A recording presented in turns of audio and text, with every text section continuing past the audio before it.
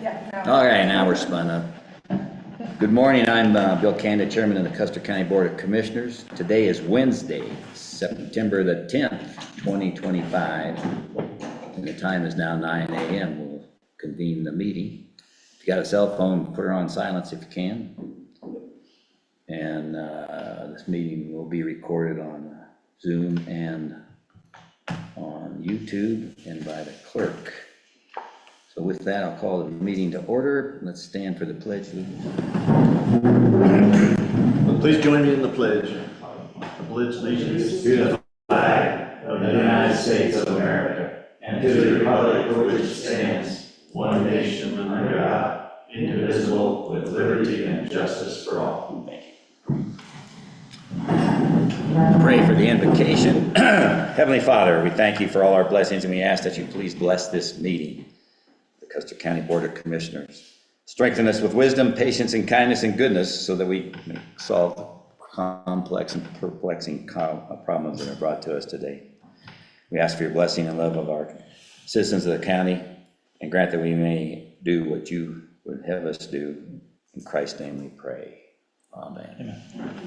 Amen.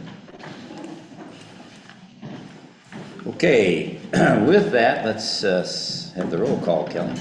Commissioner Canada? Here. Commissioner Epp? Present. Commissioner Vogelsong? Here. BOCC Admin Caitlin Womack? Here. And Clerk to the Board Kelly Camper present. Thank you, Kelly. Audience introductions, let's start with Jim. James Gilbert. Out here on this I'm side. Hans Kroll. I'm Taylor Lopresti. Darby. Ivy Thorpe. Hold it right there, caught up. I'm still on Hans. All the time. Last name? Kroll, P is in Papa, R-A-H-L is in Lima. Okay, got it. And I got Taylor, I got, Barry. Barry, who is Ivy Thorpe. Okay, got it. Okay, now Sarah. Sarah Bertelson.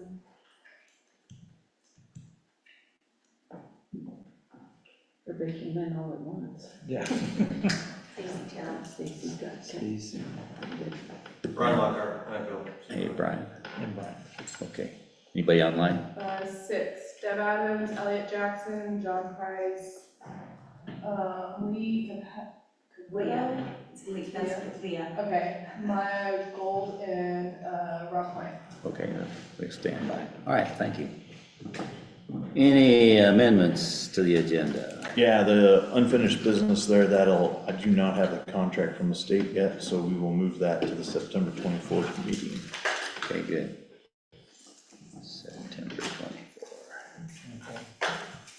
24. Okay, moving right along. Accounts payable are up on the new business. So, Lucas. Approval of minutes, you mean? Oh, man, what am I doing? Yeah. I was looking at it unfinished. I looked right under the one we canceled. Approval of minutes. I move we accept the minutes, August 27th. I'll second it. Okay, it's been moved and seconded. I didn't see anything. All in favor, say aye. Aye. Lucas. Aye. Attorney's not here today. He's not online. Skip our items. Okay, and then the administration and admin, you got anything? I don't have anything, but you skipped commissioner items. I know. And okay, commissioner items. I had one major one is, well, wait, go ahead. So I talked to Matt Pettit with CDOT and Steve Braggs with Baseline Engineering. We're getting close to the end of the season for doing that sidewalk project. And the state is still processing that extra 50,000 through the MMOF. So we're gonna push that to go out for bid in January to try to get first run at all the contractors that do that style work for us, and do that in early spring. And then that'll allow Baseline and us to come up with the agreement for some construction services they're gonna provide for us. So that's kind of what I have on that. Otherwise, I think the Workforce Housing Committee went to that board meeting. We're getting closer and closer to having more and more solutions for what we can do and options. So I think that's going very well. Other than that, that's all I have for today. Paul? Attended Monday nights at Colorado Outdoors. It was a large gathering here at all aboard. It was more of a workshop. If you did not attend any of those, this is our second one out of 4, and there's one a month. And you might put that on your agenda, maybe attend that. It's real good information about what the county is actually to look into the county and see what we could expand on and everything. And so I encourage you to attend that next one if you get the motion on that. And also attended the workforce housing, and that was a very good meeting also. And other than that, just a lot of meetings this week, so that's pretty much the recap of that. Yeah, I was gonna lead off with, and I decided to wait just to mention it, but we did kick off the underfunded courts with the, not the Justice Center now, it's the court building that we're gonna be presenting to the voters next year. And we got a good start last night with a plan to make it way forward. There's a grant that we need to apply for that is due on the 30th of this month to help us build the case, if you want to call it that, for why it needs to be done and get it to the public, and do a different job than we did the first time to make sure that people really understand it before they get the blue book. That's the key, because people were surprised when they saw that and they said they're going to have a tax increase proposed. So we got a lot of options to work on how to fund that, and we're excited about getting it started. We do need it because it's a safety issue, and that's why I wanted to emphasize, first of all, we're not doing it because it is a fun thing to do. It just so happens, and we learned last night, that the courtroom that we have today is the biggest one in the 11th district, believe it or not, most capacity, but it's the most unsafe, and for lots of reasons, and we'll be bringing that to everybody's attention throughout the right after well, I guess in the next 2 months or so, kick off the process of getting the data ready and updating the costs for the new design. So that's what we got right now, just to give you a heads up to stay tuned. And short of that, we went to the same meetings. They were, the insurance one was quite interesting. We're looking at different ways of compensation and or the liability for the county. And so we're still waiting on that data. Okay, anything else? No, we're good. All right, with that, then accounts payable. Okay, I'll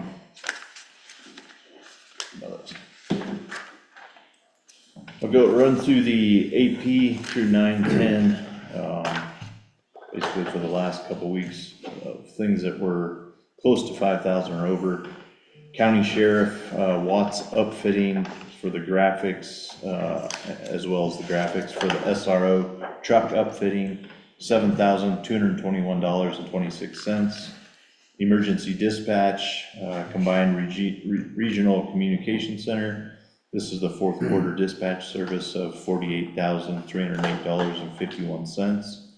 Custer County Kids Council to amelioration health for operating expenses out of the Buell grant, $7,463.37. Tourism, Miles Partnership, it's the Colorado.com sponsored article, $4,500. APS, this is for the casework supervisor, Dreama Ortiz, contract services, $5,800. So the total amount was $142,258.91. We had a lot of voided checks and reissued for checks that didn't get where they were supposed to, or they got lost or whatever. So we had quite a few of those in this AP run. Okay. Any other questions? Have a motion? I make a motion that we accept. Here it is. The $142,258.91. Accounts payable Accounts payable, for the end of, up to which what date? was the date? 9/10. Okay. For 9/10, okay. Any discussion, any comments public-wise? Need a second. Oh, I'll second. All right, any other comments? Thanks, go ahead. I just wanted to add some clarification to the Kids Council AP, because it was a large amount. But what we're doing is we're partnering with the nurse practitioner at Amelioration Health, I can't say it correctly, but this came out of the need to do general health appraisals for preschool, because they were having some issues trying to get in at the clinic. And then it came to fruition that some of the families can't afford some of the emergency and things that they need, so we're partnering with her to be able to offer a local place for families with young children or even youth to go get services and or if they need to be referred, but that way gets somebody here locally. So I thought that was important and a good use of the rest of that grant. All right, great. Thank you, Stacy. Thanks, Stacy. Okay, with that, any other points? I'll call for the vote. All in favor, say aye. Lucas. Aye. Paul. Logos aye. Kanda, aye. Okay, before, you get in, I'll wait till Brian comes up. Go ahead, Stacy, you got a presentation. Yeah, well, I don't know if we want to turn it over to Leah and Maya, but we have two ladies joining us from the Colorado Children's Campaign. So I would let them introduce themselves, but I want the people here to be able to see, so I'm just going to sit right here. And then I'm going to give you guys each a copy of this. This is what they're going to be referencing. And probably one of the most important pages will be the Custer County data page on there.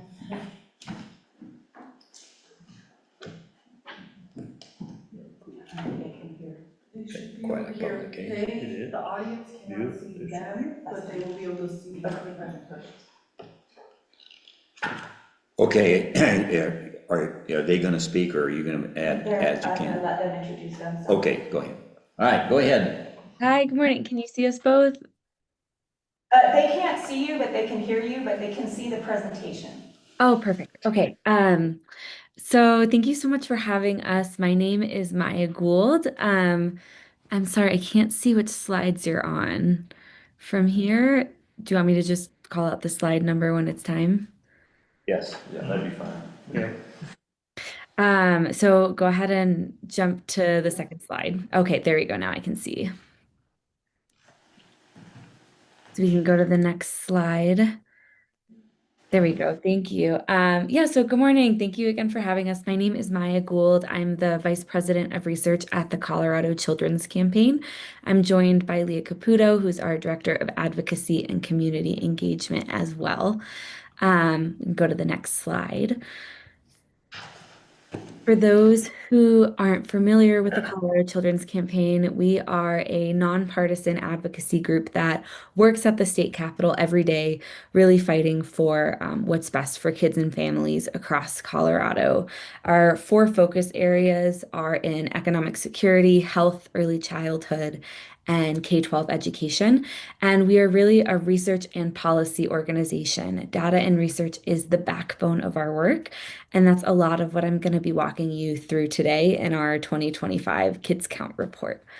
We can jump to the next slide. Thank you. So of course I have to thank our funders, but for those who aren't familiar, the Kids Count report is an annual report we release every year that puts in one place all the best publicly available data we have on how kids are doing and child well-being across the state and within each county. It's a great way to track trends and identify areas where we feel like there's some work that we have to do for kids and families in Colorado. There's a kids count in every state, and we're really lucky in Colorado that it's pretty widely used by state and federal legislators, the media, and lots of community leaders like yourself.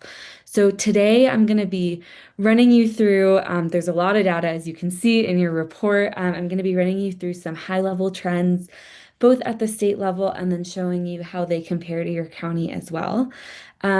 Please feel free to jump in at any time and ask questions. I don't mind being interrupted at all, but I will also leave some time for questions at the end.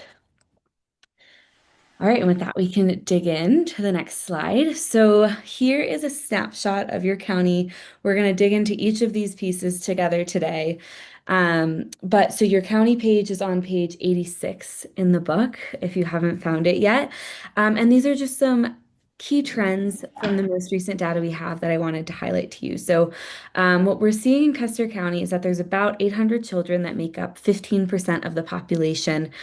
For a family of four, that's two parents and two kids, it's estimated they need almost $82,000 a year to afford all of their basic needs. We see that there's about 1 in 4 children that are living below double the federal poverty line, and we'll dig into that a little bit more. 40% of babies born in 2023 were born to a mother who did not receive prenatal care in her first trimester. And we'll talk about that more. When we look at childcare, we have about 50 childcare slots in your county, a great uninsured rate of 5%. So most children in your county do have health insurance. And then when we look at K-12 education, which we won't dive into too deeply today, but a few important measures are that we see between 70 and 80% of kids are not meeting or exceeding expectations in English and math. However, the graduation rate is really high. It's much higher than the rest of the state at 95%. So that's great.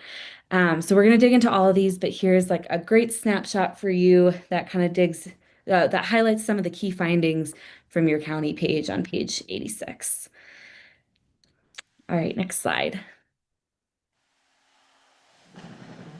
So just really briefly, I'm going to show you some demographics for kids across the state. Just as a flag, Kids Count does follow best data collection practices, which means that there is a lag in the years that the data is presented in. So a lot of the data you're going to see is from 2023. That's the most recent data we have. Next year's report will have 2024. Across Colorado, we have about 1.2 million children that make up 21% of the population. In Custer County, like I mentioned, there are 815 children in 2023 that make up about 15% of your population. Next slide. Thank you. Of course, there's a wide variety of children that live in Colorado from diverse backgrounds, living in a lot of different locations. Our Front Range is the home to most children, but we also wanted to talk about how the child population is changing. So across the state, between 2019 and 2023, we see that Colorado has about 28,000 fewer children. And that's true for most counties. Most counties have a smaller population of children now than they did before the pandemic. However, actually, your county is growing a bit. So Custer County is one of only 15 counties that had an increasing child population. In that time frame, you had about 138 more children, which is a 20% increase. One of the largest percent increases. I know it's a smaller population, but it's one of the larger percent increases in the state. So what we're seeing is there's more and more kids coming to your county over the years. Our first meaty section in the report is economic security. And this is really looking at, do kids and families have what they need to be self-sufficient and get all of their basic needs met? So in Colorado, about 1 in 9 children lived in poverty in 2023. For a family of four, that meant that they were making $30,000 or less.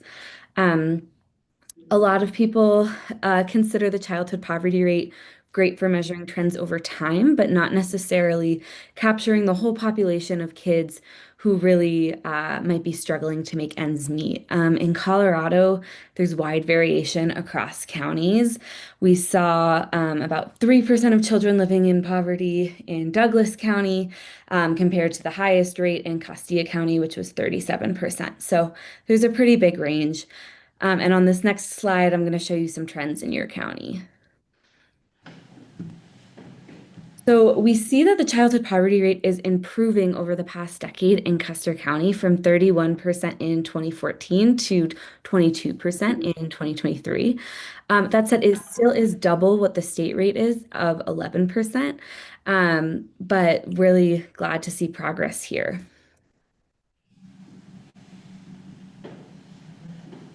That said, just looking at income is not the only measure we have this year of trying to assess how kids and families are doing.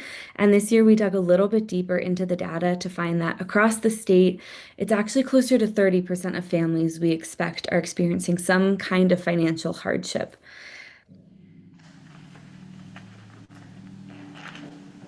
So in 2023, or between 2019 and 2023, we saw that about 28% of kids in Colorado were living below double the federal poverty line.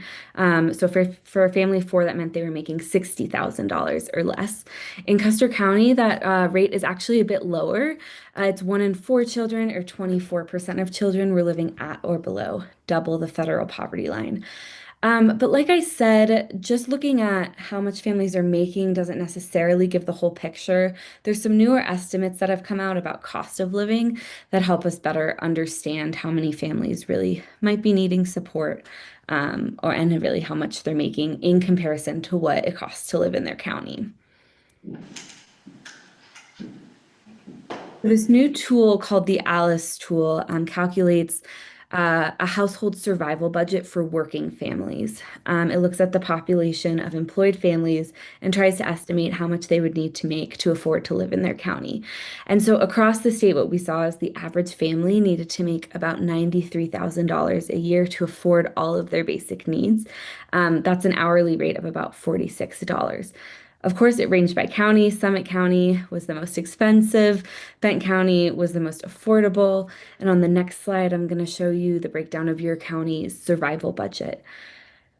So you can see here that in Custer County in 2023, and I know that's 2 years ago, so prices have definitely changed a bit. A family of four, that's a family of 2 parents and 2 young kids, was estimated to need about $82,000 a year to afford to live in Custer County. That means that the household hourly wage would have needed to be about $41 an hour. Maya, can I jump in real quick? Yeah, go ahead.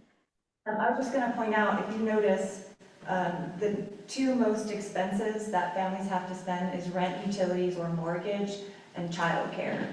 So that always ends up being a huge percentage of a family's household budget that goes to those 2 primary basic needs. And that's pretty standard across the state. Yes, absolutely. Thank you. And we're actually hearing from a lot of different counties across the state that those estimates feel a bit low, because they're in 2023 dollars and not current prices. So using these estimates of cost of living and looking at how much families are making, employed families are making, the ALICE tool estimates that across Colorado, nearly 30% of households with children are experiencing some type of financial hardship. And what that means is they're just having to make tough budget decisions on, what they can afford, what they can't afford, trying to make ends meet. Another important finding we had across the state this year, and unfortunately don't have county level data on, but I've heard to ring true to many counties, is that the number of children experiencing homelessness grew drastically over the last year.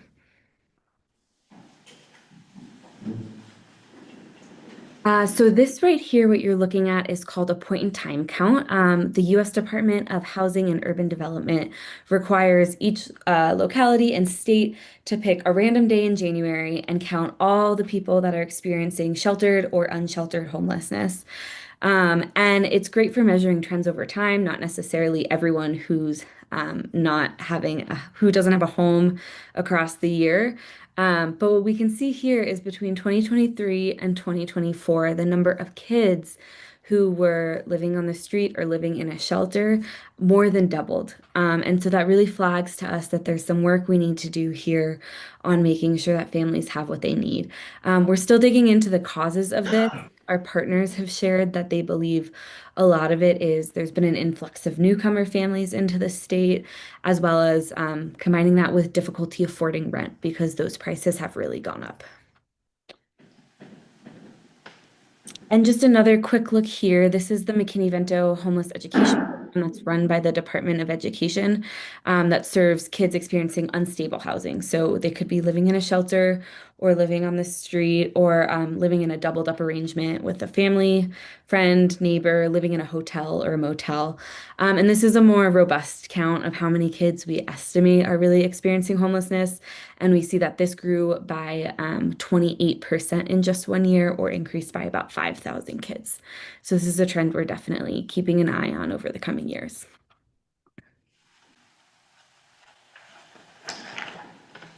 I'll pause here. Are there any big questions before I move on to our next section? Questions or thoughts that you want to share? Not yet. Okay, great. I know it's a dump of data for sure, so it takes some time to process. Um, so moving on to health, another one of our big sections. This year, unfortunately, flagged for us that there's some work we have to do across the state to make sure that kids are healthy. In 2024, Colorado as a state was ranked in the bottom half of states for children's health. We know that the measures used for that ranking aren't perfect, but it is still an indication to us that there's some work we have to do. So why is Colorado ranking in the bottom half? So there's a few different measures. One of them actually we're going to dive into is prenatal care, but a lot of it actually has to do with the infant care. Like infant health and maternal health care is much lower in Colorado than it is in other states. One of those is because a lot of babies are actually born at a pretty low birth weight, which in part is due to elevation, but is not entirely due to elevation, and that's a really big risk factor for a kid's long-term health. Has that been on a decline, our ranking, or Colorado's ranking? Has that been on a decline? I mean, we don't have a graph to see what it has been in the past, or Yeah, has this been typical, or? I'd say it's pretty typical. I'll be honest, our numbers stay pretty stable. Our ranking shifts based on how other states are changing. But our numbers are pretty stable. A recent report just came out, and so we were, I believe, 28, and now we're 24. So it moves a little bit, but we're in the 20s usually.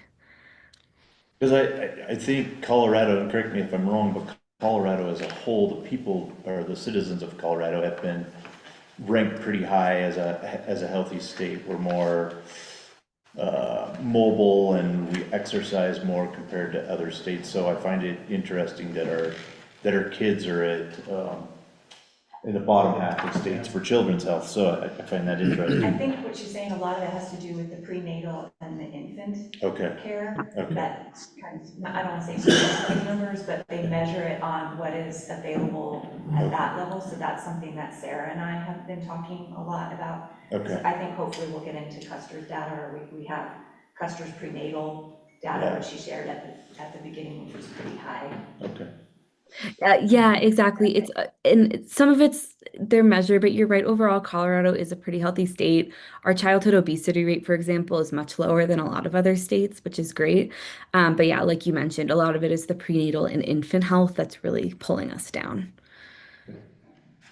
So one of those measures that we looked at pretty closely this year is early prenatal care, and that's prenatal care in the first trimester. And we saw that across Colorado, it hit its lowest point in a decade. So in 2023, 22% of babies, that's almost a quarter of babies, were born to mothers who didn't get prenatal care in their first trimester. In Custer County, that's actually much higher. It's 40% of babies. That's fluctuated a bit over the years, probably because it's a smaller number of births, so the percentage is a little more sensitive. But it is a challenge that we are facing in our state, and what we've been hearing from a lot of people is it comes down to access. Prenatal care is covered by most insurance plans, including public health insurance. And like I mentioned, a lot of kids in your county and families are covered. But we're hearing that there's a lot of trouble getting to appropriate care, and there's a lot of closing practices across the state, which we suspect are kind of driving this increase. One thing that we did see this year is actually that the public health insurance landscape was supportive of keeping kids insured over the last year. So on the next slide, I'll show you our uninsured rate. Yeah, thank you. So over the past decade, we've seen that the uninsured rate in Colorado was cut in about half, from 9% to 4% of kids. In Custer County, on the next slide, you'll see some really great progress. Same time period. So from in 2013, you had about 17% of kids that didn't have health insurance, and that went down to 5% in 2022, which is really, really great progress. And something that we do have to flag that we saw this year too is that a lot of children enrolled in the public health insurance landscape ended up leaving Medicaid and enrolling in CHIP. So CHIP is a health insurance that only covers kids for families who are making more than more than they can make to be eligible for Medicaid, but still likely are facing some kind of financial struggles. And so what we saw is after the pandemic, a lot of kids moved up to CHIP, which indicates to us that it's helping keep kids insured, and also that after the pandemic, families started making more money.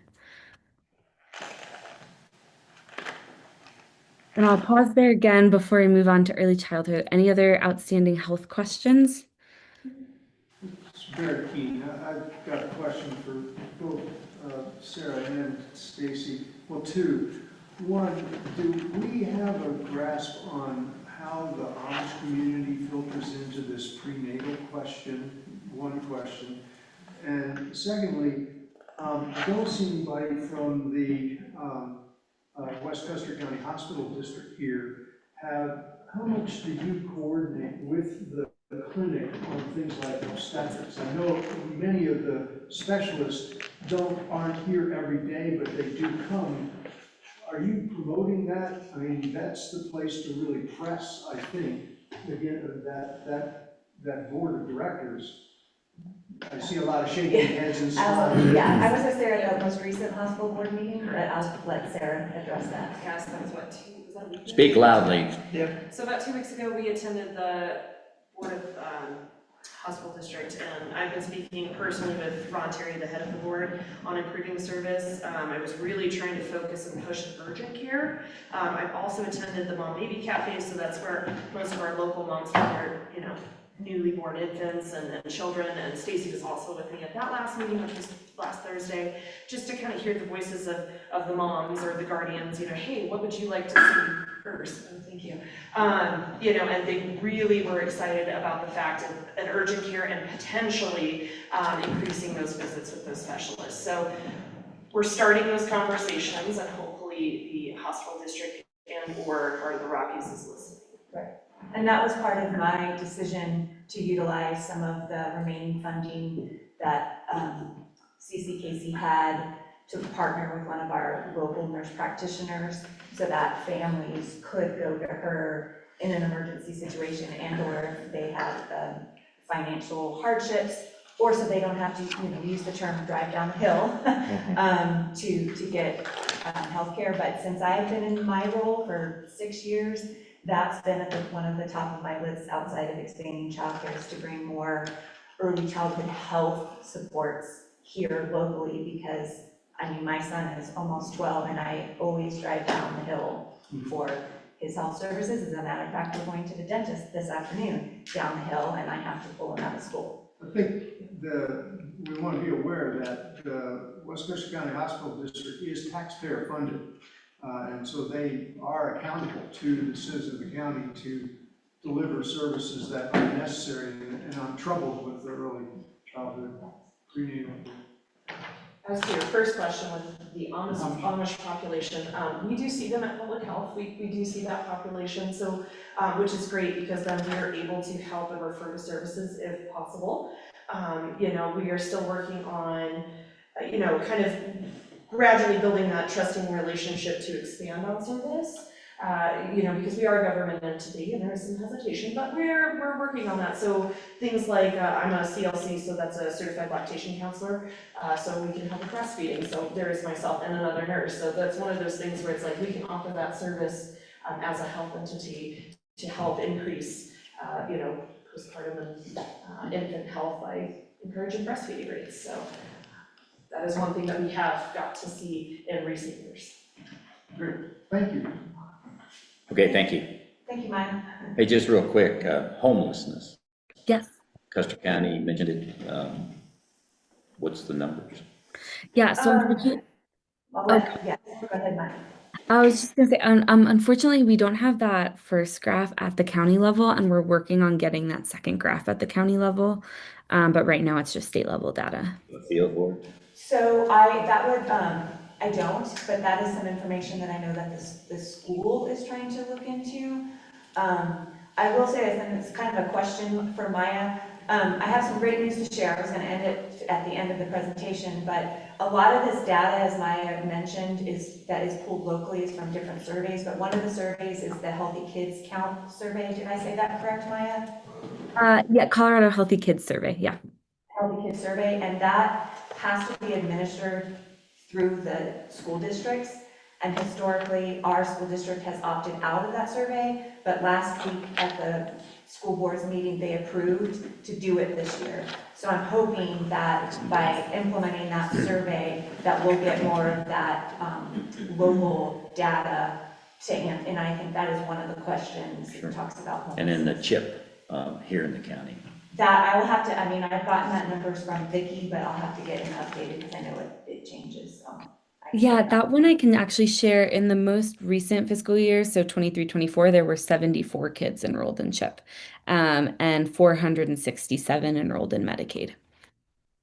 And I'm happy to pull that that change year over year if that would be helpful, and also happy to go to the Department of Education and see if they can pull that county level homelessness data if that would be helpful. All right, thanks. Commissioner, if I could just. Go ahead, Barry. The homeless piece, the housing needs assessment does have some information about that. It's not the classic thing that we see with people standing on street corners in Custer County. It's more unconventional living, and we'll go into that sometime when we do a workshop on the housing needs assessment, but I don't want to take our time. Okay, cool, thanks.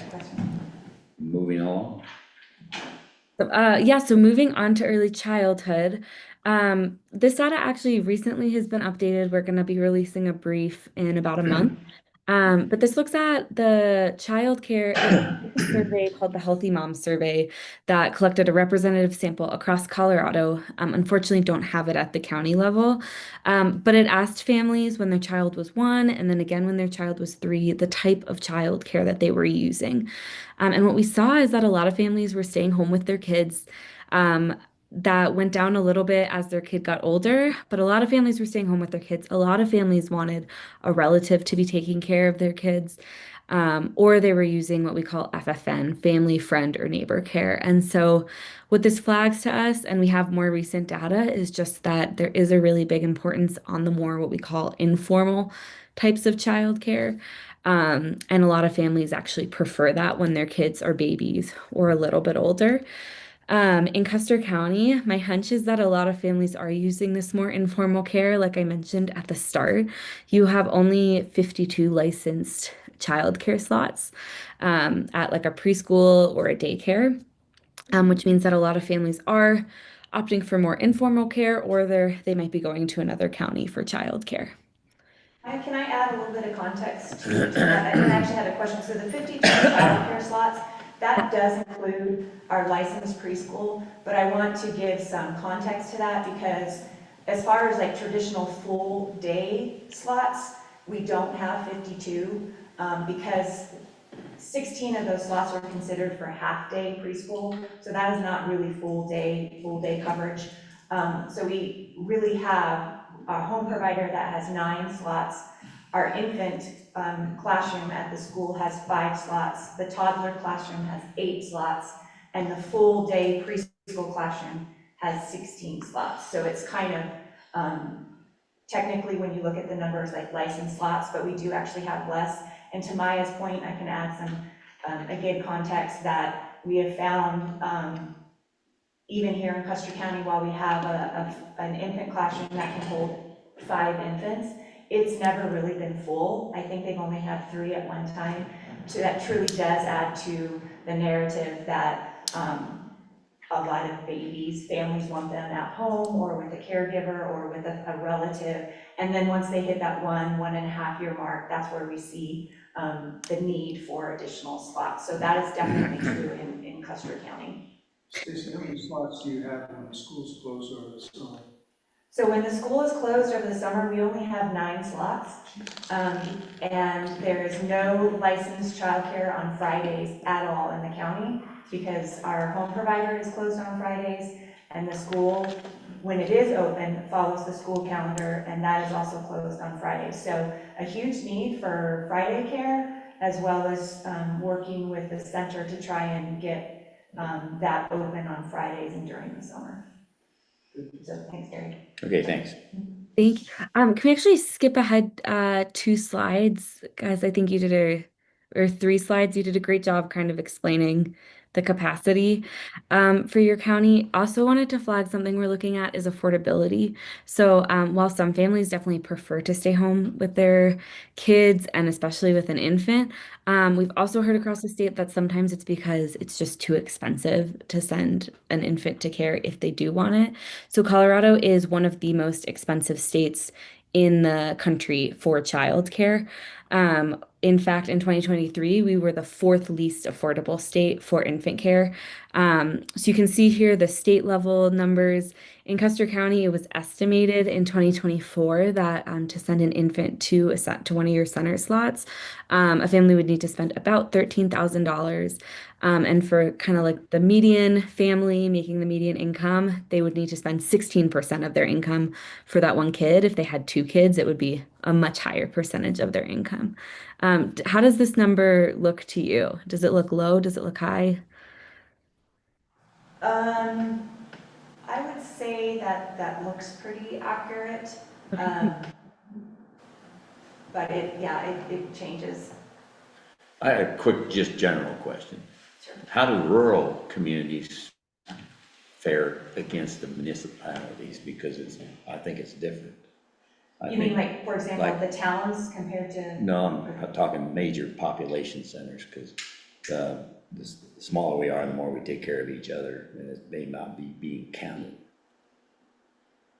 Oh, go ahead. I'm gonna let Maya answer that because I don't quite understand her question, but I'll let her answer.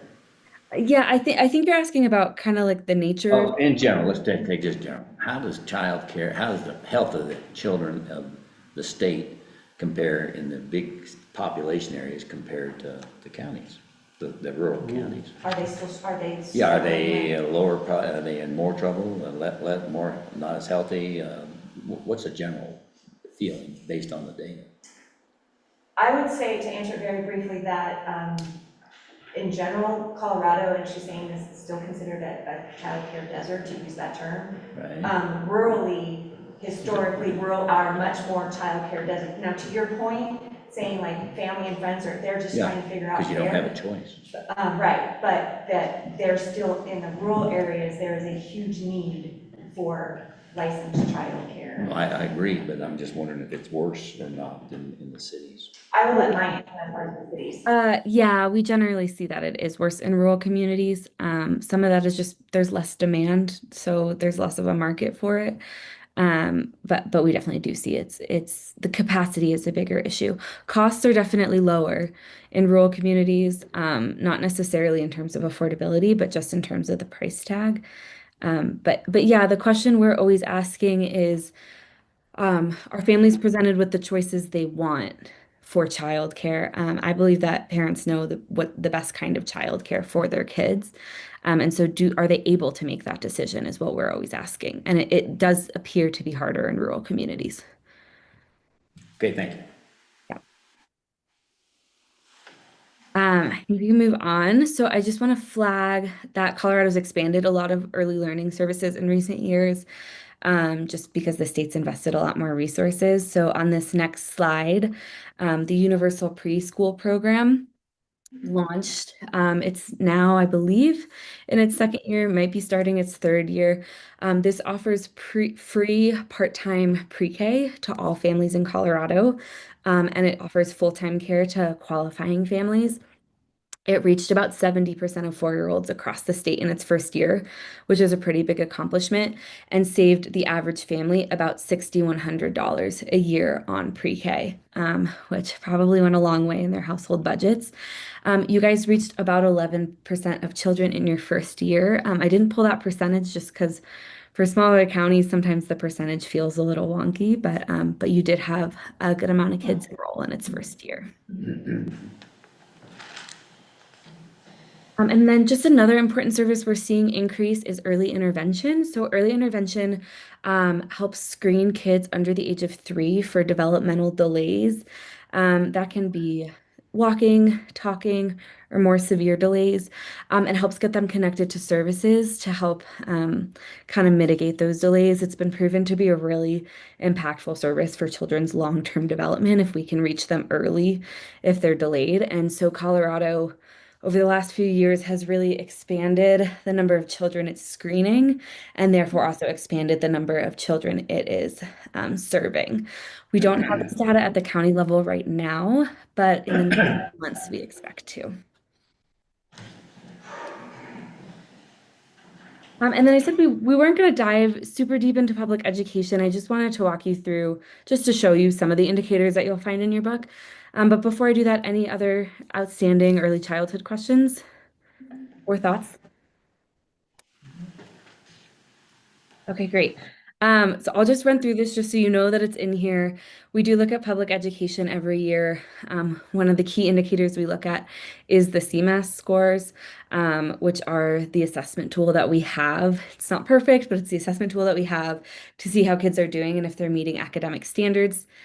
So on the next slide, you'll see that more than half of children grades 3 through 8 are not meeting or exceeding expectations in language or in math. And on the next slide, I'll show you your county's rates as well. So we saw that 67% of children grades 3 through 8 did not meet English standards, and 82% did not meet math. We just had new scores come out. They're a little more hopeful for some grades, a little less hopeful for other grades. They still haven't necessarily hit the pre-pandemic levels, but we, to be clear, don't think the pre-pandemic levels should be our target. Before the pandemic, there were still fewer than half of students meeting expectations. So that's some data that we have in the report that you can dig into even more. We also look at graduation rates. This is showing it by student experience, which I think provides a helpful breakdown of which students are hitting graduation on time and which are not. Like I mentioned at the very start, Custer County has a much higher graduation rate than the rest of the state at 95%. So that's something certainly to be celebrating. And then we also look at other data points like attendance, and other kind of school experience summaries like the teaching population, things like that in the book that you're welcome to dig into. But to end on a hopeful note, we do see that attendance at school is improving, and this is definitely something to be celebrating. We've heard from the department that attendance in 9th grade is more predictive of graduation than even test scores. So we're really glad to see this. So that's the last data point I wanted to run you through. On the next page is your county sheet, which is on page 86 of the book. All right, we can go to the next slide. Thank you. So there's a lot more data here on your county. That said, we have a ton more data on trends over the years, on other things that aren't necessarily in this county sheet. So please feel free to use this as a resource if there's something that you're interested in that's in the book or not in the book. We're happy to help gather the information for you and tell you what's out there. You can also request more copies online. We have them in Spanish if that would be helpful. And we do presentations like this all the time. So please feel free to reach out. Are there any last questions or thoughts, or things we want to talk through? Just wanted to highlight right at the end of the K through 12 data, one of the top bars had gifted and talented. I just wanted to share, I don't know if this is public knowledge, but the gifted and talented teacher at Custer County School District is being awarded the Gifted and Talented Teacher of the Year in Colorado. So I think that is fantastic that we have her here, and she's receiving that award in October as the #1 gifted and talented teacher in the state of Colorado, and she's here in Custer County, so I just wanted to congratulate her. Wonderful. Thank you, Maya. I don't know if anybody has any questions. I did have a quick question, Taylor Lopez. State your name, please. Yeah, he did. Taylor Lopez, yeah. Is there a liaison between the Kids Council and Colorado Outdoors? No, but I guess you could be looking at it. And the reason I say that is Colorado Outdoors has a significant amount of money that they're willing to spend throughout Colorado, and particularly in education. And I'm thinking education for our youth would be very beneficial. And they'd learn the stewardship of our beautiful county here, and there's just a huge opportunity to be able to pull funds from that pot of money. And I believe, excuse me, Janet Rhodes, where there's, some of that is what Wet Mountain Valley Outdoors is doing as well. And that would be a partnership along with that. Right. Okay. Okay, any questions, Barry? Yeah, I wanted, there looked like, and maybe I'm wrong, it looked like there was a disconnect between our kids' English and math proficiency and a graduation rate. The graduation rate is like 95%, and like more than half the kids are below. How do those numbers work? Or more than half of our kids below? How far below? Yeah, I mean, yeah, she's, That's so what the date that was 67% in in math Custer and County. English. Yeah, these are Custer numbers, and 82% in math. Like Maya said, I can't remember what year that this was pulled from. I know, because I present to the school board monthly, they are, and the school district is very aware of that. They're, trying to address that. I don't know if that has to do with like what the graduation requirements are and that kind of thing, but I can't answer that directly as far as the correlation. I do think it's great that we do have a high graduation rate, but as far as the correlation to your point, Barry, I can't answer that, but I do know that they're looking at it. You can't celebrate a graduation rate if they're all non-proficient. Right. Yeah, I think to your point, that speaks to the graduation rate requirements of what really is required to graduate. And it's Too low. something worth looking Right, at. and that's actually, I noticed last night in the previous school board meeting agenda, like that has been on the agenda for them they're definitely aware of it and they're looking at it. So hopefully more to come, and we can hopefully see those numbers go down. So. Thanks. Yeah, good. Any other questions? Thank you, Maya and Leah, very much. Yeah, thank you very much. Yes. Good briefing and good voice to do it. Very clear. Thank you. Thank you. Thank you so much for having us.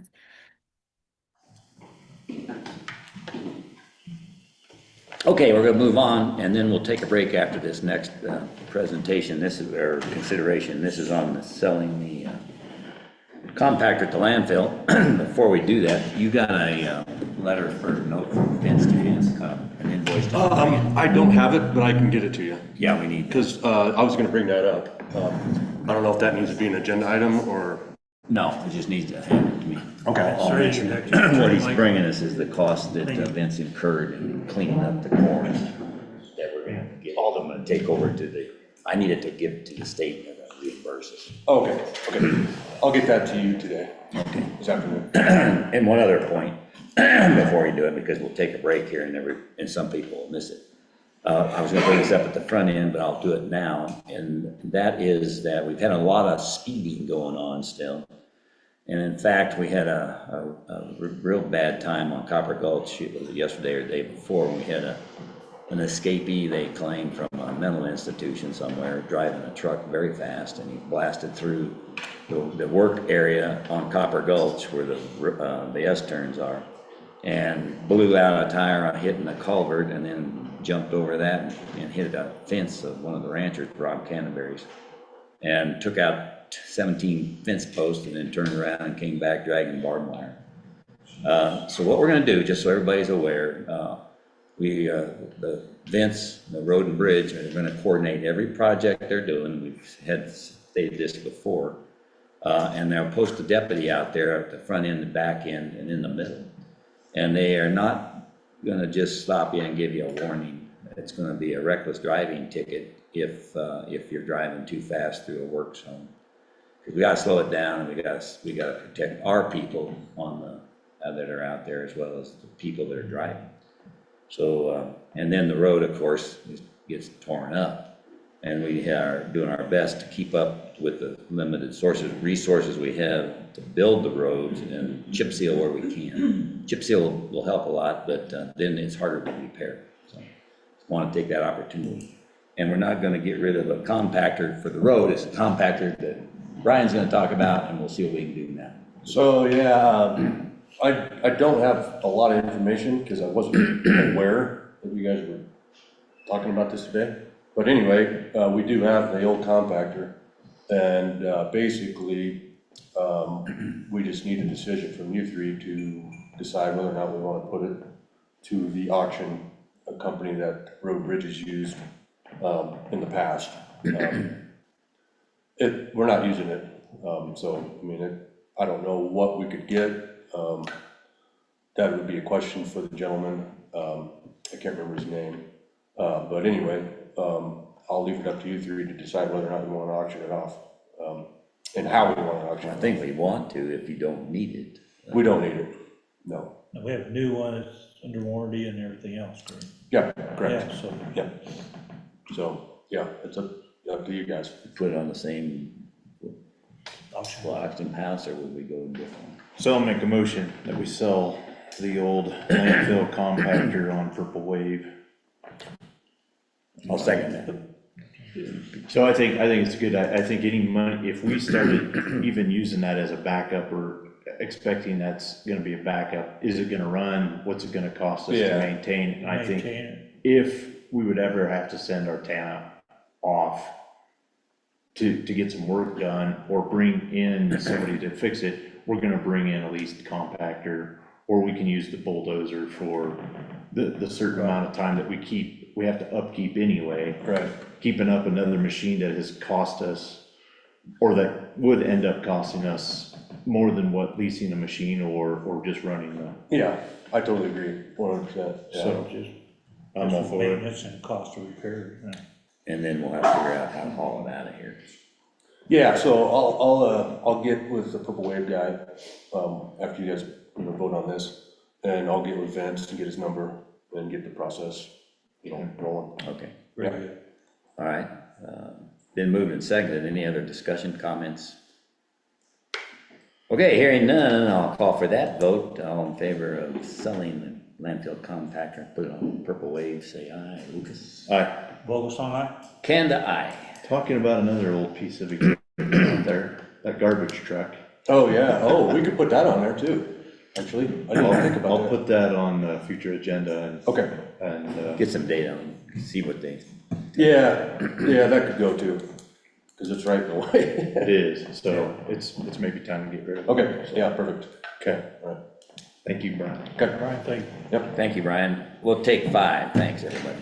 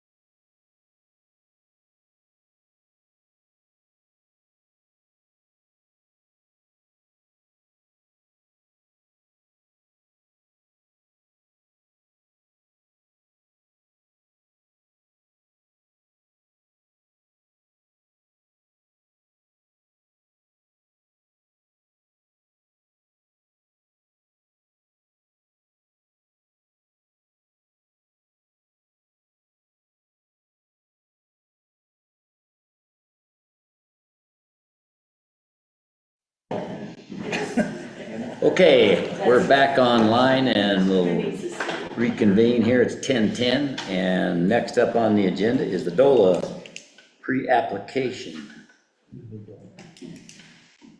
for funding of number 3488, 880 Village of Silver Cliff pre-development letter of intent. Who's got that? I'd be very, Go ahead, Barry. Yeah, Is this working? Yeah. Nope. Well, it was a minute ago. yeah, it did, and then it went away. Oh, wrong switch. Now? Now, press and hold it. Now? Yes, Perfect. yay, All right. good job. All right, so this, for the Silver Cliff County's development in Silver Cliff, the state now has, offers a grant to cover the pre-development costs. And they're substantial, and you can't really even apply for the bigger DOLA grant for the housing development or the Prop 123 without taking care of these things up front. And there are things like surveys, architecture, engineering, soil testing, appraisals, market analysis, lots of things in those. They're kind of shown in the bottom of this letter. To apply for the grant, first we have to send a letter of intent. Deadline for that is the 15th, and this is the most recent data that I have, and these are largely quotes. Well, they're all quotes. And there's no money being spent here. This is saying we're going to apply. Now, I can't apply for the grant until we send in this letter of intent that the county is committed to this. And we have gone through this in the Workforce Housing Committee. We forwarded it on to the commissioners that we recommend that we move this to basically what they call a shovel-ready project. And so this goes in by the 15th, or as soon as you sign it. I then have until the October 1st to actually finish the application for the grant. As soon as this goes in, I can go ahead and submit the application for the grant. I have provided a path for Caitlin to actually have access to the grant portal so that she can see what's going on. And there are a lot of documents that will have to be uploaded. Some of them are obscure, and some of them are pretty big, like an audit, a current audit. And she has the list of the things that have to be incorporated there, and I'll work with her together. Some of those I have, some the county has, and not every single one of them actually applies to this application. So this is $50,000 is what we're asking for from the state. It was suggested that we ask for that amount. That's the maximum amount under this grant program. There's only $500,000 available in this grant, so 10 times 50,000, you can see what the competition looks like. We're in a pretty good place. I've had the pre-application material put in front of the DOLA rep, Evan Samora, that is our DOLA housing rep down here. He's guided me on quite a bit of that, so I think we have a pretty solid application. And this is what we need to move forward. We don't spend any money until we actually get the grant. And at that point, you'll notice there is under the sources, we have the DOLA for $50,000, the Custer County for $7,300. That comes out of the $10,000 that we have in your line item budget, have for years. It's been there. We haven't spent any money. And then other. I have applied to Chaffa to donate us $5,000 for this application. They have moved it from their local committee, which they agreed to move it on to the next level at the state. And Carolyn Tranny had hoped to have an answer by this Friday, but it wouldn't be in time for this meeting. I was told by the DOLA guy that I'm allowed to apply, use the pre-application letter of intent and still have other, where I don't explain where the other 5,000 comes from. If Chaffa is unable to do that, then that other 5,000 will come, some of that 5,000 will come out of the 400,000 that we have set aside for this project in the capital stack. And it really just trades against stuff that would be expenses in the application anyway, so it's a straight trade across. But I feel pretty good about Chaffa coming through with this. So that, we have to get this done no matter which route we go in building this project. But we thought if there's no other way to get money to build this project, we should put a project on our congresswoman's desk or whoever is our representative when we do that, to go for congressional directed spending. And what we'd have to have, this would have to be done, this part of this project would have to be done to make it shovel ready. And this would be a very then shovel ready project to put forth before DC and go, we'd like some of our income tax money back, and this is what we'd like to do with it, so. Also, outside of the grant application, this same stuff has to be done for a building permit in Silver Cliff. Correct. Okay, and the budget you came up with is actually based on the actual costs, or these actual costs, or? Yes, I have quotes for all these items with the exception of soil testing, which isn't even shown on here. It blends into one of the other items. Yeah, it does say that you estimated $1,500. Oh, yeah, there it is, I'm sorry. Yeah, I estimated 1,500, and that's the one I don't have hard quotes on. I do have RFQs out there, and I am allowed to put it in as estimated for the letter of intent. By the time we actually release the grant application, when we submit that, I'll have to have real numbers there. And I have to have quotes on all these and bios for all the companies or the principals of the companies to apply for the grant as well. Okay, excuse me. Is it, it was presented as the village of, is it the village at? It's different, on here it says the village at Silver Cliff. It is village at, and that's a working title. We've just had to throw, rather than constantly talking about the county's 12 lots in Silver Cliff, we threw a name on it. Whether that becomes the final name, that'll be up to. And that's a total of 18 units. We're trying to do 18 doors, and I want to mention, we have 12 lots, and most of these are going to be duplexes. It's still laid out, a lot of open space kind of area, maybe some single-family buildings in there. These are modular or metal buildings, something like that. They're not stick-built. We'd like 18 doors. That's a good number for a couple reasons. And to go over that, we end up, basically the way the bedrooms count, you end up violating Silver Cliff's population density. Now, there's regulation that came through last year from the state that can be waived, but we don't want to challenge that. If we can house 45 people, which is what we'd be allowed, that makes a good dent in this rental market that we really need to support here. So you're gonna have to have that nailed down though, Barry, right? The architectural drawing, Yeah, right, 30,000, right. so it's. And we're actually. What's the timing on that? Is it gonna be in time to? Oh, we're in the middle of it now. Yeah. We're in the middle of it now. It's part of how I got the architectural quote. Okay. I was gonna mention, one of those doors is reserved for in-home childcare. We're working with the childcare with Stacy. So one of these will be there. It may be a discounted rent for in-home childcare or some scenario like that. And we're working with Stacy to figure out what the best combination there is. But there'll be on-site childcare or at least one. Sure, and that would be a permit that Silver Cliff would have to grant. Yeah. Yet. Yeah. Okay, but that's a proposal. Good. Yes, ma'am. Okay. And the letter itself is what they're expecting the format in? Yeah, it's literally their template. Okay. Good. Got a motion? I'll move that we approve the letter and for Barry to sign the way it's written.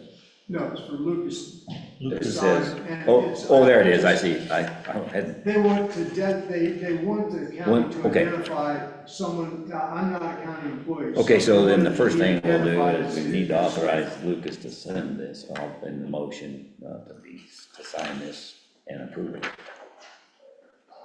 Yeah. is that your motion or Yeah. you did? Yeah, No, I'll the second, motion was to I'll approve second it, that and motion. authorize Lucas to send it. Kelly, you have it? Okay. Okay, any comments? No, thank you, Barry, for your work on this. Yeah, Yes. anything online? Okay, with that, call for the vote, all in favor say aye. Lucas? Aye. Paul? Hold us on. Kanda, aye. Very good, guys, thank you. Thank you. Okay. You got We have the the original. You have the original, sign it. Yeah, I don't have the original of that, but It is or it isn't? format. Okay, Okay. But I'll get you the original. okay. Okay, next, local government child care planning grant. Boy, we're full of child care today. Yes. So- I sent you guys just kind of a formal letter, but DOLA, has many grants available, obviously, but they have a local government child care planning program grant available, and basically what the goal is with this is to utilize some of the funding. This application would not fund the whole Custer County child care and early child care needs assessment, but it would go towards trying to get other funding as well. I've already been talking to other funders, so for example, the Buell and our community foundation, but I do need to be able to apply as Custer County and the Kids Council under Custer County, your permission. But this funding would go to hire a third-party contractor, just like the housing needs assessment that was just completed, to do a countywide child care and early child care needs assessment as well. As you even said, Commissioner Kanda earlier, just gathering data, the right data to make informed decisions. And so since the inception of CCKC, there hasn't been one like this done. So coming off the housing needs assessment as well as other things that are happening in the community is primed to actually do not housing. How much is it? My ask to DOLA is $20,000. I don't know if we'll get it because there's only $75,000 available for all grantees. So I kind of going high. There is a required 25% local match, which will be funded through the Wet Mountain Valley Foundation funds that the Kids Council has. So this is just going to be part of it, but this will be used to go after other funding. I've already met with some potential contractors. I know we'll have to go through a formal RFP, but Okay, this is just to apply. that's great. I'm sorry, I didn't have the letter, but sounds good. Well, it's, No, we're good. All right, let's have a motion. If you can. Do it. So we were asking for the 20,000. You move I to, moved to make a motion that we accept the DOLA local government child care planning grant program and for the $20,000 required. is that an application, It is, actually? Yes, this is just to apply for the grant, and again, the ask is $20,000 from DOLA. We may not get that much. Right now, there is no ask of funding from the county. Okay, it's gonna be, and the right. application That was my is due on the 24th of this month. Correct. I'll second that and let's discuss it. So there's not a match from the county. Could there be? In the past, we haven't. There could be. My goal is not to do that. We're at hopefully to get the 20 from DOLA. There would be 5,000 from CCKC's funding from the Wet Mountain Valley Foundation. That's Cool. actually donations, as well as other donors, philanthropy, and some of our locals. Yeah, we have had some outreach. Okay, any other questions? Barry? Just, the Workforce Housing Committee did support this, and I'll get a note to you about that. Like a letter of support. Okay, thank you. Okay, great. Any others online? Okay, with that, let's have the vote. All in favor of proceeding with the kids grant, council grant for 20,000. Ask for 20,000. Correct. Say aye, Lucas. Aye. Paul. Vogel song, aye. Kanda, aye. Okay, now we need to ratify the airport liability insurance renewal. Come on up, Bob. Bob. Bob. No, Bob. Hey, man in blue today.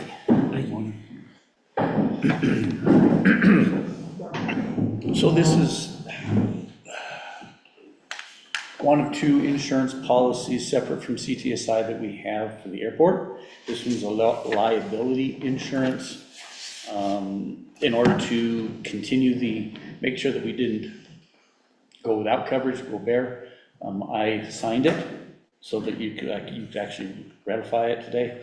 This provides coverage for the liability operations of the airport. It currently is set up to have expired in September 1. And as previously discussed with we're trying to get all of those to a calendar year. Yeah, So this gets us from September through December. And then we will work with them to go on a calendar year after that. So this is what I call a short year policy to get us to that model. Good. And that's what we currently have. Yes, it's just a renewal of what we have. There you Okay. go. Do we have a motion? You may do it. I make a motion that we ratify the airport liability insurance, which is basically a renewal, correct? And I'll second. Okay, it's been moved and second to ratify the airport liability insurance. Any comments? All in favor, say aye. Paul? Aye. Lucas? Aye. Kanda, aye. Thank you, Bob. Thank you, Bob. You're welcome. Okay, next out of the chute is the PILT Title III Search and Rescue. Who's up? I'll just, I told them they didn't need to be here today. This is the end of the 45 days. I don't believe we've had any public comment on this, Caitlin or Kelly. So now we just need a motion to approve the $12,000, which is gonna cover the registration fees for their core technical rescue members. It's the training they got. This is part of the county Title III PILT funds, and this is one of the uses that we could use it for. This 12,000 is what they're asking, or what? 12,000 is what we said that we would give if there was no objection by the public. I do that. You do that. So I'll make a motion that we donate or give the PILT Title III to search and rescue in the amount of 12,000. I'll second that motion. Okay, it's been moved and seconded. Discussion wise, that's currently what what's what we expect, we've got it. Yeah. Yes. Yep. Yeah, and there's, I'm not sure exactly what's left in that account. I've got to get with Vernon on that this week, so. Yeah, and it covers fees for the students as well. Okay. Any discussion out here? Okay, I'll call for that vote. All in favor, say aye. Paul? Aye. What, Lucas? Aye. Kanda, aye.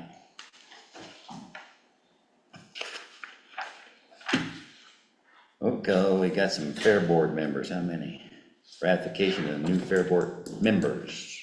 So there is two, but we only have a letter from one. As soon as we get the letter from the other, we will ratify that fair board member as well. But this is from Matthew Bayer, and he's got a letter of introduction there, but he wants to be on the board.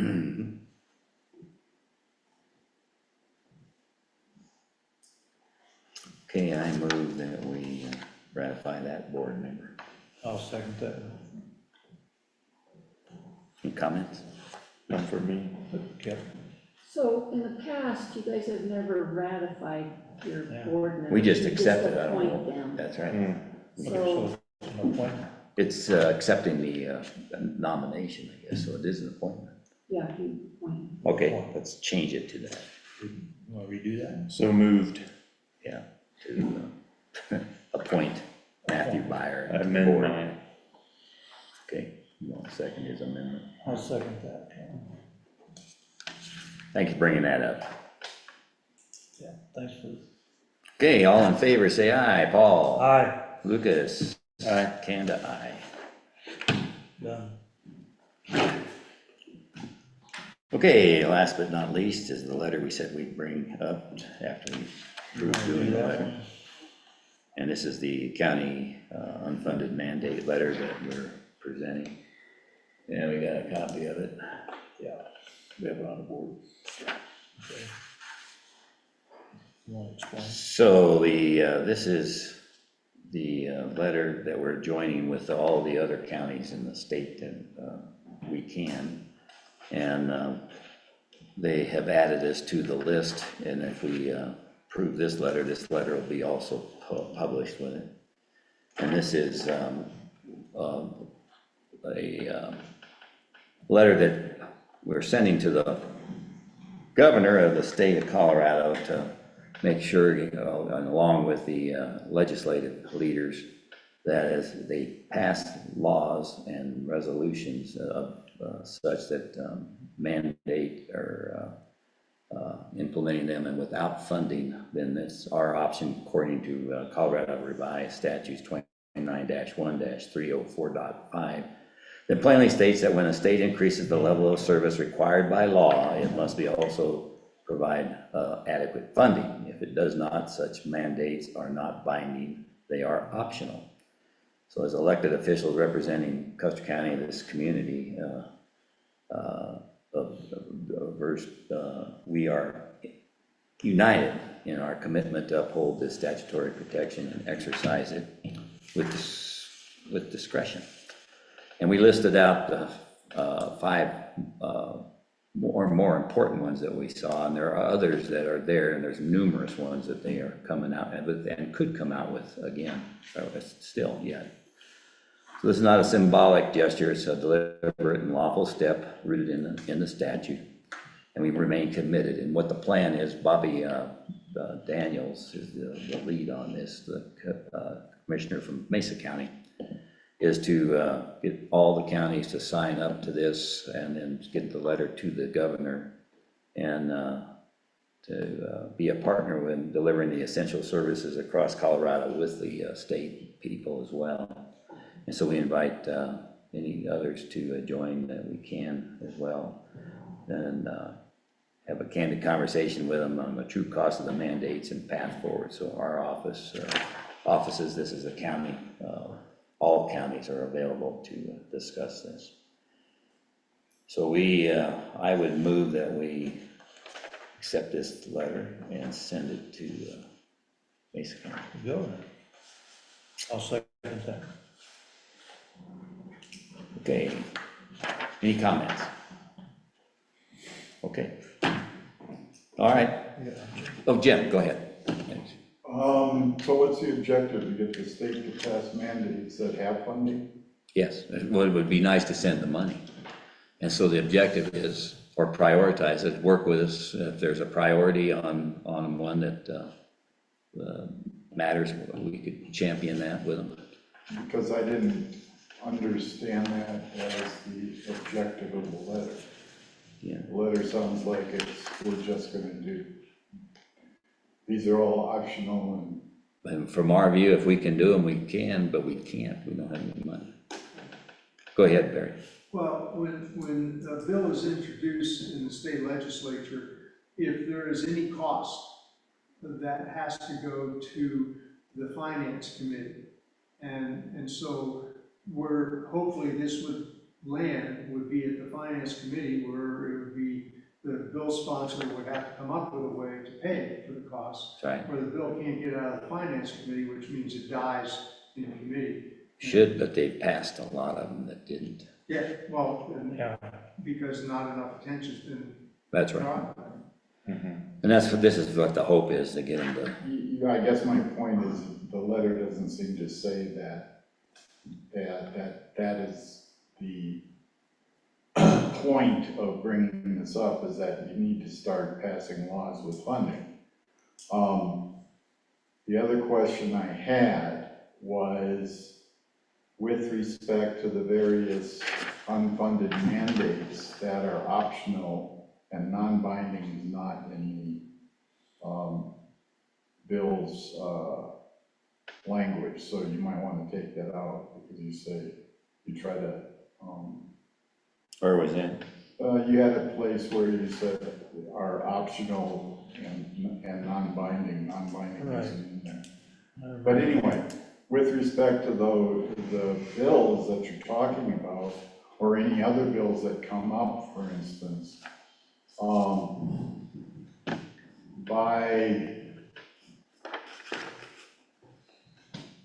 how is it going to be decided whether or not the county is going to provide the funds to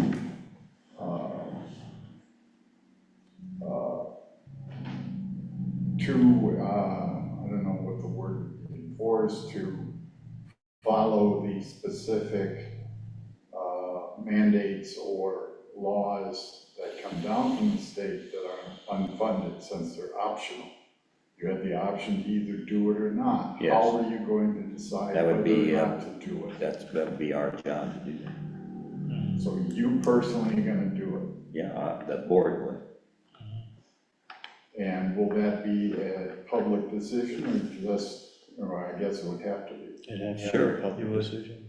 Yeah, We my concern is that, for instance, the Water Level Urban Interface Code revision, my understanding it has to do with certain codes with respect to construction in those areas. It strikes me as if the county doesn't enforce that by inspections, which is, I assume, what the cost would be, then those constructions could go up, not abiding by the code of that, those particular laws. And then when the person who has the building goes to sell it, the inspection at that time will prevent the sale of that property and damage the person's thing. So my point being is that simply because the law is unfunded at the time doesn't mean that down the road there aren't going to be ramifications. It could. So, Yeah, Yeah, right. yeah, absolutely. Not just like today, we don't have the codes now. Go ahead, Barry. It just struck me that the 1286 building performance standards, so that would just be for the county. Did you think about getting Silvercliff and Westcliff to sign on this? Silvercliff and Westcliff are already do that, the code wise. They have the IBC. But I mean, is it funded, now that changes, are they being funded to make those changes? No. Is there any reason not to put them on this letter, or ask for the?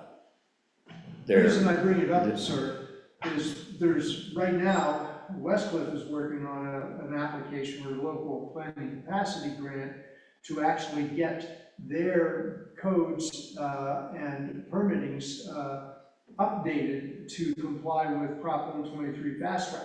Otherwise, they can't use that money. And that's up to them, that's fine. Well, They can all do I'm suggesting is that they get hurt just as bad as the county does Yeah. when there's a sweeping thing like you've got to change building or you've got to inspect for something.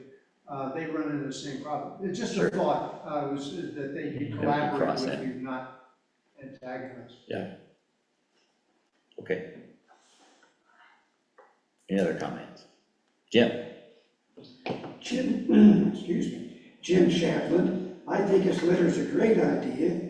If for nothing else, maybe they'll look at all this and they'll think before they throw all these mandates out. Right, and there's gonna be more than just letting them think about it. The plan in the end is with letters like this, they're all common, these letters, a little bit different, tailored a little bit, is to actually physically go up there also, and they're gonna send all these letters, of course, and then we'll get county representatives and be there in the legislature. So we'll see how that plays out. Bobby Daniels has got a pretty good program in mind to do that, and we'll let you know during the course of the next few weeks and months what happens. Okay, anything online?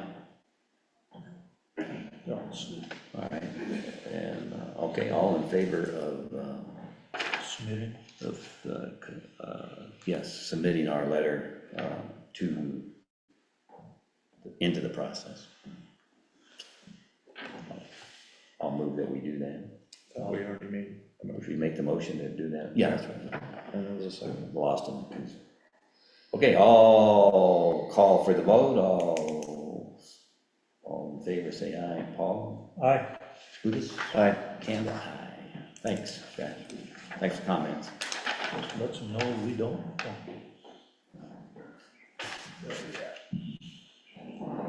Okay, and now we're at the bottom of the agenda. Any additional items of business? I don't think so. Okay, any other public comment? I have a public comment. Who is this, Christine? I don't know why Zoom is not letting me raise my hand. I just want to thank Lucas and Paul for attending the tourism board meeting yesterday in helping us review our budget for 2026. So I do appreciate your input and your time. Thank you. Thank you, Debbie, and I want to thank him also. I wish I could have made it, but that's why there's three of us.